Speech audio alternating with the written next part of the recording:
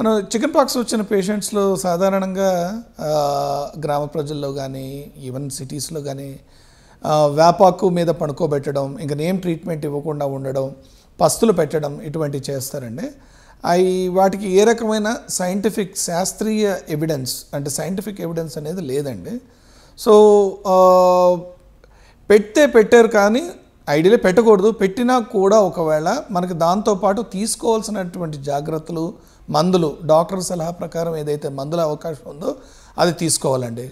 నాటు వైద్యం ఎటువంటిది పనికిరాదు. చికెన్ పాక్స్లో తీసుకుంటే కూడా మళ్ళీ వ్యాధి తీవ్రత పెరిగి లివరు, కిడ్నీస్ దెబ్బతిని వ్యాధి తీవ్రత పెరిగి బ్రెయిన్కి సోకే అవకాశాలు ఉంటాయండి.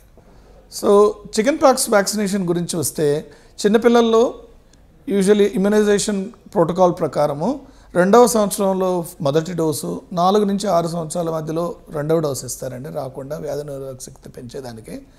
అది కాకుండా పెద్దల్లో వచ్చి ఎవరైతే ససెప్టబుల్గా ఉంటారో, ఎవరికైతే ఇన్ఫెక్షన్ వచ్చే అవకాశాలు జాస్తి ఉంటాయో వాళ్ళకి 2 డోసెస్ అండి. మొదటి డోసు ఈరోజు అయితే ఒక 4 వారాల తర్వాత 2 డోసు వారిసెల్లా వ్యాక్సిన్ అంటారండి. అది యూజువలీ ఐఎం ఇస్తారు, అంటే మనకి షోల్డర్కి కానీ బటక్ కానీ ఇస్తారనమాట.